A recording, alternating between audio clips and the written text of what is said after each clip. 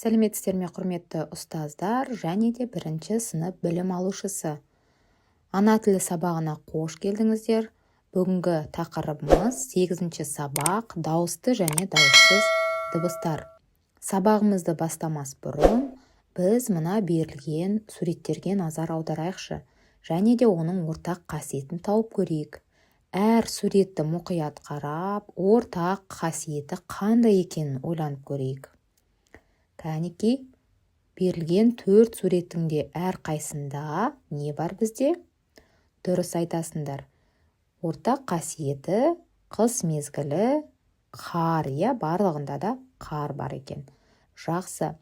Ендеше балалар, біз сендермен бүгінгі танысатынымыз қыс мезгілі деген мәтін.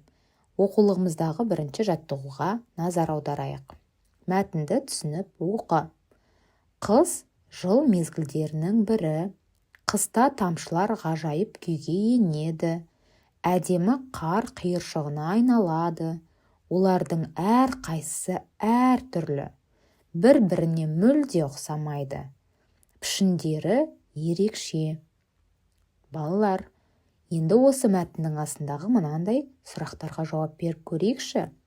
Бірінші сұрағымыз: қыс мезгілінің өзгешелігі неде? Қар қиыршықтары бір-біріне ұқсай ма? Ойланып жауап беріп көріңдерші. Жақсы, қыс мезгілінің өзгешелігі неде? Сендер білесіңдер, жылда 4 мезгіл бар, Қыс, көктем, жаз және күз. Сол мезгілдердің ішіндегі ең ерекшесі бізде қыс. Ол немен ерекше? Дұрыс айтасыңдар, әрине ол қармен ерекше. Себебі басқа мезгілдерде жаумайтын қар тек қана қыс мезгілінде болады, Енді екінші сұрағымыз: қар қиыршықтары бір-біріне ұқсай ма, балалар? Дұрыс жауап беріп отырсыңдар, біз мәтінде де оқыдық, Қар қиыршықтары бір-біріне мүлде ұқсамайды екен. Олар сондай ерекше, әдемі болып келеді екен. Келесі тапсырмамыз оқулықтағы 2-ші жаттығу. Сурет бойынша әңгіме құра. Мына суретке назар аударайықшы оқулығымыздағы. Кімдерді көріп тұрсыңдар? Қай мезгіл? Ол балалар не істеп жатыр? Жақсы, осы сұрақтарға жауап бере отырып, мәтін құрастырып көрейік. Қыс мезгілі. Айдын мен Айдана далаға шықты. Олар ормандағы құстар мен тиіндерді тамақтандырғысы келді. Айдана жем алып құстарға жем берді. Айдын болса тиынға жаңғақ берді.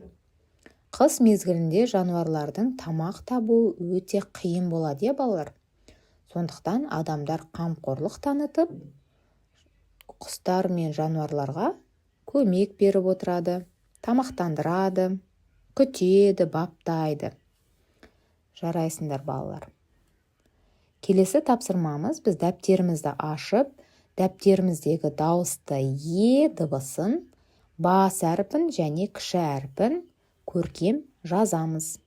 Кітабымыздағы 3-ші жаттығу: өлеңді көшіріп жаз. Ең алдымен өлеңмен танысып алайық. Күзде шөбі жұтаған, қыр көмілді ақ қарға, майыстырып бұтағын, ақ тон киді бақтарда. Бұл өлеңімізде қыс мезгіліне арналған екен. Осы бір шумақ өлеңді дәптеріміздің 3-ші жаттығуына көшіріп жазып аламыз. Көшіріп болсақ, балалар, осы өлеңнің ішіндегі дауысты дыбыстардың астын сызуымыз қажет. Күзде сөзінде ү, е, шөбі, ү, і, жұтаған, о, а, қыр, көмілді, ү, і, ақ, қарға, майыстырып,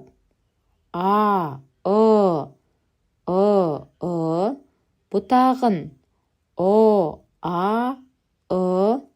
ақ, тон, киді, и, бақтар,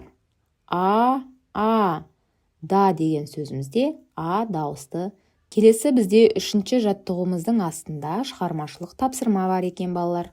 Қардың суретін боя, қар қиыршықтарындағы қате жазылған сөзді тап. Ең бірінші берілген сөз бізде аяз сөзі. Балалар, қалай ойлайсыңдар, аяз сөзінде қате бар ма? Дұрыс айтасыңдар, аяз сөзі қатесіз жазылған екен. Келесі жиды. Жиды деген сөзде қате бар ма? Жиды деп айтамыз ба, әлде жиды деп айтамыз ба? Қандай қателік бар? Дыбысы қажет емес. И, қысқа идің орнына біз ұзақ и дыбысын жазады екенбіз. Жиды. Келесі сөз борайды. Борайды. Қателік бар ма, балалар? Қалай ойлайсыңдар? Дұрыс айтасыңдар, бұл сөзде де қате жоқ екен. Соңғы сөзіміз киді. Киді деген сөзде қандай қателік бар? Кім тапты? Дұрыс. Киді деген сөзде бізде артық екен. Дыбысын алып тастаймыз. Енді балалар, дәптеріміздің астындағы жолға осы сөздерді қатесіз көшіріп жазамыз. Аяз, жиды, борайды, киді. Жазып болғаннан кейін берілген 4 қарды көгілдір түспен бояймыз.